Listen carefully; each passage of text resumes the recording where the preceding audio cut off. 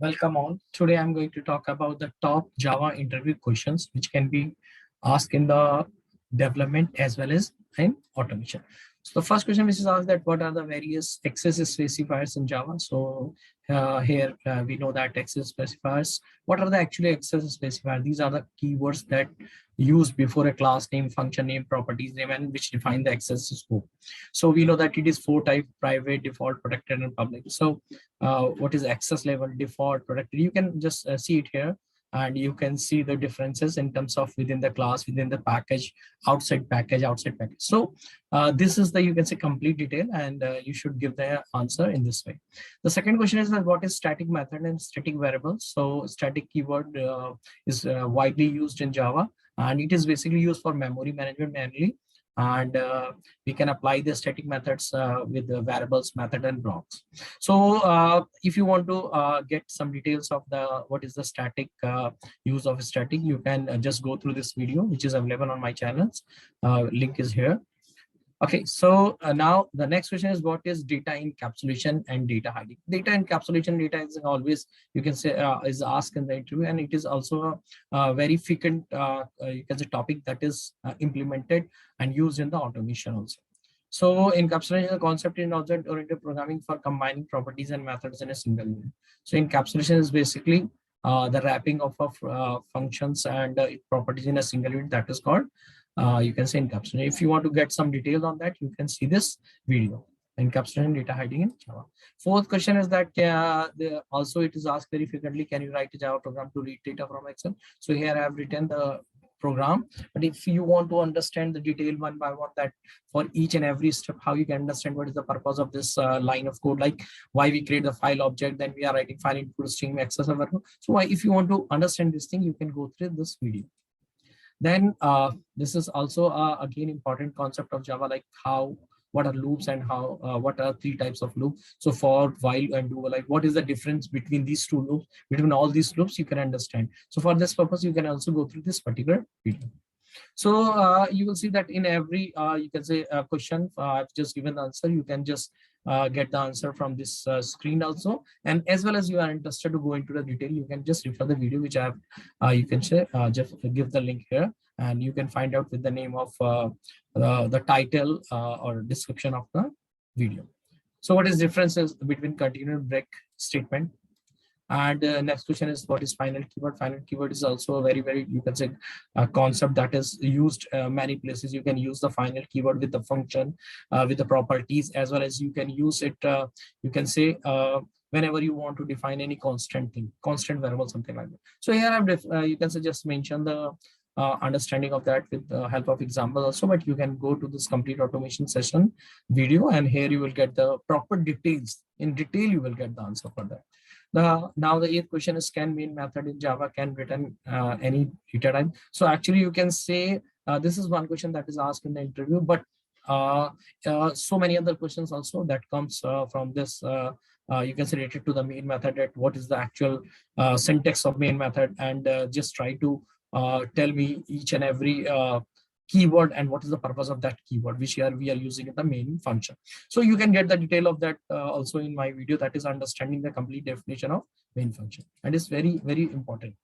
Now the ninth question is that can we declare a class as abstract without having an abstract method? So it is again a good question, that can we declare a class? Yes, we can declare a class or create a class without using any abstract you can say method, because the reason is that when you have declared any abstract function in the class, so it is mandatory to make the class abstract. But it doesn't mean that if you have in the starting you have created a class, abstract class, you have mentioned in the keyword of class that it is abstract. So it doesn't matter you are creating any abstract method, you are creating or not creating the abstract method in the structure of that class. So yes, we can create the abstract. Next is what is the difference between abstract class and interface? So abstract class interface, you know that abstract class and interface, so many differences are there. Mainly you can say, in short, I can tell you that interface is actually you can say complete abstract class, and here you can get the answer in detail. Okay, now can we declare the main method of our class as private? In Java, main method must be public in order to run any application correctly. So actually, what was the purpose of main method? Main method is actually used to start the execution of your program. If you try to make the, you can say, if you try to make declare main method private, developer won't get any compilation error. You will not get any compilation error, but at the same time, what will happen?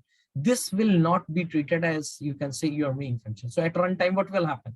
Your execution will be not started and you will get a runtime. Okay, so now what is an object, how an object is serialized in Java? So again, the thing is that before understanding the serialization, how you can serialize an object, you should understand what is serialization. So what happens that whenever you want to transfer your data, you want to transfer your data from one place to another place over the network. So then in that case, you have to actually you have to change the state of your object in the byte stream. So how it is converted? When your class or object has a capability to serialized, to convert into a byte stream, then only it is possible. And the you can say the process which converts an object into byte stream, that is called serialization. So in Java, to convert, you can say, an object into the byte stream by serialization, an interface with the same name, that is called serializable, is implemented by the class. Okay, so all the object of a class implementing serialized interface gets serialized and their state is saved in byte stream. So now the next question is, it is compulsory for a try block to be followed by a catch block in Java? No. If you are using a try block and then you are using the catch block, if you don't want to use the catch block, instead of catch block, you can use the finally. So answer is that catch block can be directly followed by a finally block. Is there any way to skip finally block of exception even if some exception occurs in the exception block? Yes, system.exit. Exit, what actually system.exit do, it takes the control out of the, you can see, execution. Can a class have multiple constructor? Yes, class can have multiple constructor, because constructor is also you can say special type of function, so it follows all the rules of a function. So function overloading is a concept. So same, the function overloading that is applied on the constructor, and it is known as constructor overloading. So if you want to go into detail of that, you can watch the below video. So now here is example that how many string objects are created. So here you will say two objects are, in our example, two objects of class are created. S1 and S3 are reference to the same object. So if you want to get the detail that how it is possible, where we are creating a Pradeep, then Ritesh and Pradeep, why I'm saying that two objects of class are created, you can go into detail. There is a concept that is called a string pool, and a string pool is you can say can be asked as a separate question. So you can go into this detail of this particular video. What is string pool, equal operator, and equal method, and you will get all the details, and you will clearly understand the answer of this question. Now the thing is, what is Java? Why strings in Java are called as immutable? So two things are there. One is called immutable and one is called mutable. So mutable and immutable means when you cannot change the object, when you cannot change the state of change the state of value of a object, that is called immutable, and when you can change it, that is called mutable. So now the question is that it is asked frequently that why string in class are immutable. So when string objects are created, you cannot modify it. If you try to modify, actually behind the scene, what will happen? It will create a new object, and it will seems that it is making the updations on the same object, but it is not the case. If you want to understand this thing and also detail, there is a proper and specific video on this that is called mutable and immutable objects in Java. You can see on my channel. Now, when a lots of changes are required in data, which one should be preference to be used, string or string buffer? Now, in this case, when you want to give the answer, you should understand what is the benefit of a string and what is the benefit of a string buffer. Since string buffers are dynamic in nature and we can change the values of a string buffer object like a string which is immutable. We know that string buffers are mutable, means we can change the value, and in that it is not going to allocate memory again and again. So now it is always a good choice to use string buffer when data is being changed too much. Okay, because what happens in a string case, when you will try to modify the data again and again, every time it is going to create an object behind the scene. And in string buffer, it is not going to change. It is not going to create every time a new object. It is going to modify the same object. So it is better. Again, if you want to go, you can understand the same thing in the mutable and immutable video. Which type of exception are caught at compiled? Simple, checked exception. Compiled means when you have written your code and now you're checking with the syntax, that is called compilation. So all the exceptions which you got at compile time, that are known as checked exception. And reverse of this, The exception which cannot caught at compile time, but you are getting at runtime, they are called runtime exception or unchecked exception. Now, can we override a method by using the same method name argument between different time? Now here you have to understand the you can say what is the concept of overriding, and same time you can get the information on the what is the concept of overloading. So the basic condition of method overriding is that method name argument as well as return type must be exactly same as that of the method being overridden. Hence, using a different return type does not override a method. So in case of overriding, you can say everything should be same. 99% this is you can say a case that everything should be same. What will be the output of following piece of code? So in this case, you can say they want to ask you the understanding that whether you are aware about the post, you can say post increment or pre, you can say pre increment. So in this case, postfix or you can say plus plus plus operator is used, which first returns the value and then hence the output will be 4. Okay. So can we call a non-static method from a static method? Non-static methods always owned by the object of a class and having object level scope. And in order to call the non-static methods from a static, like from a static main method, an object of class needs to be created first. Then using object from these methods can be. So simply you can say in short, if you want to understand this thing, that in the static methods, if you want to use a non-static things, in that case, you have to create the object. And if you can say you want to in a static things, in a static method or block, you want to use any static things, you don't need to create object. Okay. So now what is the difference between the comparison, what is the difference or comparison done by the equal method and equal operator? That is really very important question, and that can be asked frequently. So here you can understand there is a proper detail for that in this particular video, what is string pool, operator, and equal method. So these things are related to each other. I will suggest that you should go with this video, then you understand the clearly. In short, you can say equal method actually compares the equal method compares the actually values, and equal operator compares the references. So now if you have not seen my particular video related to that, what is object, what is reference, so I will suggest that you should go with this video to understand this concept. Now, can we have a static method in interface? Static methods can't be overridden in any class, whilst any static method interface are by default abstracted and are supposed to be implemented in the class being implementing the interface. So it makes no sense to have a static method in an interface. So now the thing is that you know that a static method interface, there is no meaning, because reason is that interface is actually going to work as a complete abstract class. So if you are declaring some function, definitely they should be overridden. They should be overridden in the child class. But if they are static means that is not related to the object. They are related to the class. So there is no sense to have a static method in interface. Getting my point? Now, but there is some, you can say, some more specific detail, and one important thing which I have related to this question I have defined in this in a video. Can we have a static method interface? You will see one important thing, that some case it is possible now. Then what is the case you can see in that video. In class implementing an interface, can we change the value of variable defined in the interface? No, we can't change the value in a variable of interface in the implementing class as or variable defined in the interface by default. Public, static, and final. And final variables are like constant, which cannot. So in short, simply what the answer is that in interface, whenever you try to declare any variable, if you are not using the keyword, final, static, by default, they are considered as final, or you can say in short, they are considered as a constant. So you are using the keyword or not, by default, it is considered. How objects are stored? Very good, very simple thing. How objects are stored in Java? Each object when created gets a memory space from a heap. Okay, so whenever an object is created, they got a memory, and the part of the memory that is known as heap. When an object is destroyed by a garbage collector, the space allocated to from the heap is reallocated and becomes available. So in short, somebody is asking that how objects are stored in Java. So basically, objects are stored in the heap.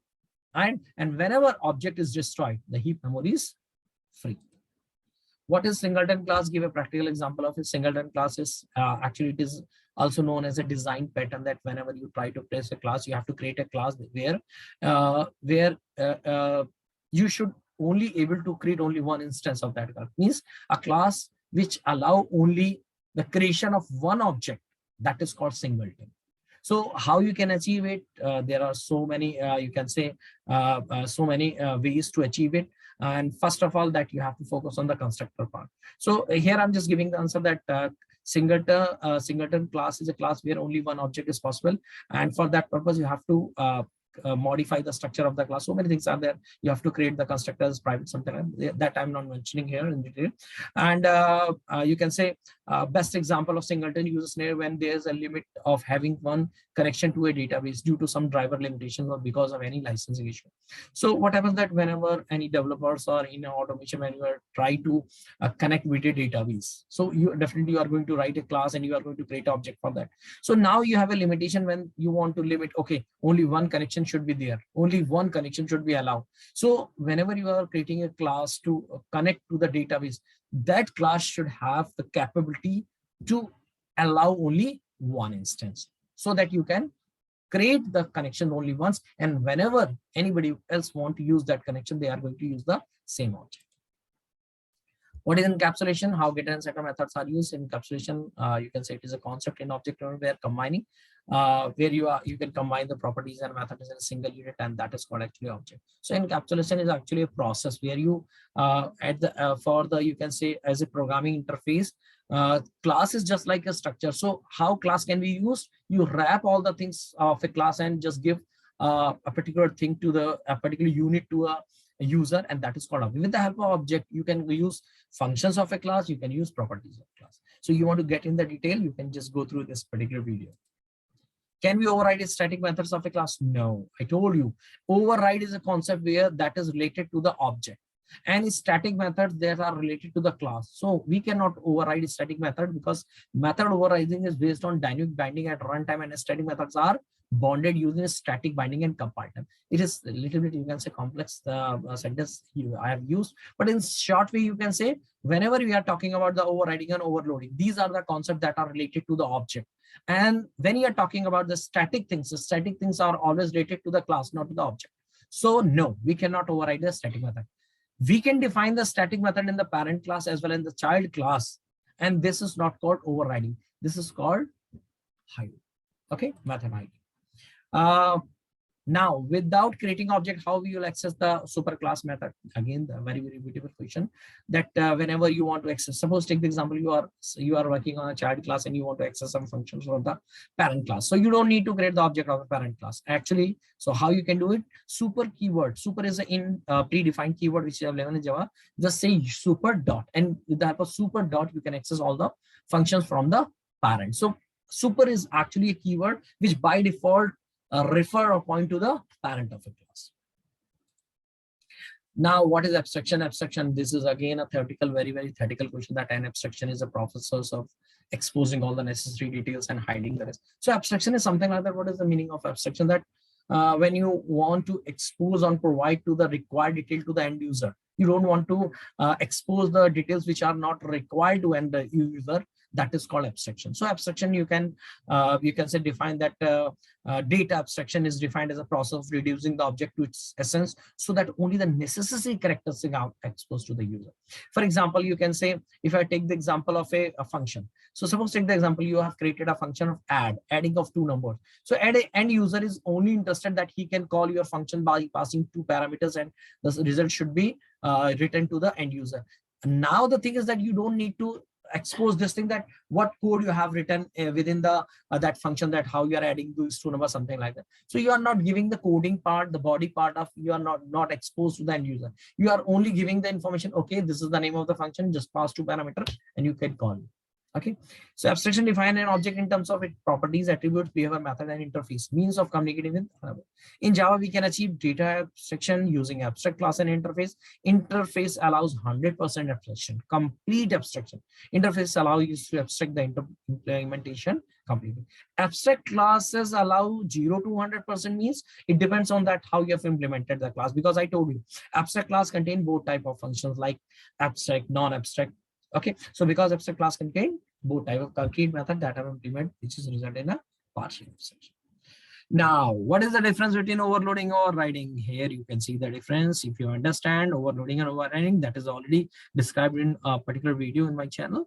And here you can compare the things that what is overloading and overriding. So you can say mainly the thing is that the base is that overloading is a compile time thing and overriding is a runtime thing. Rest of the you can say differences you can see here and that are clearly mentioned. What is encapsulation? So, and how setter and getter has used it. So again, same thing, we have used the same question we have earlier used. So you can go through with the video, and here I've just mentioned some other details that how getter and setters are used for it. Okay, so here you can see. Now, difference between the array list and array. So arrays, you can say arrays, arrays concept where you want to store multiple elements, you want to store multiple elements, and you want to point and create a single reference variable to point those elements. Same way, same thing you can apply for the array list, but the thing is that array list is a part of collection, and why array list is created. Here you can see the difference. So I have defined the difference in terms of so many aspects like static, dynamic, resize, image range. You can get it from here. I have multiple constructor defined in class. Is it possible to call a constructor from another class? Yes. This can be used to invoke current class constructor. This is used to use the constructor. In other words, you can say this is used for constructor chaining. So you can say there's this function also, and this keyword is also. So this keyword is actually used to point the current class object. So whenever you are working on a class and you want to use the current object which you are using in your programming, you can use with the help of this keyword. And this function is used to use the class constructor. So this function is used to call the current class constructor. Now, difference between string buffer and string builder. So basically, main two differences are there. The string buffer is thread safe and string builder is no thread safe. String buffer is thread safe, that's why, because it is synchronized. The string builder is non-synchronized. The string buffer is thread safe, synchronized, so it is slower, and string builder is faster. Okay, so that's all are the questions which can be asked in the interview. If you want to go into the very detail, you can just find out videos related to all the topics on my channel. I hope you like the video. Thank you. If you like the video, you can subscribe to my channel. Thank you.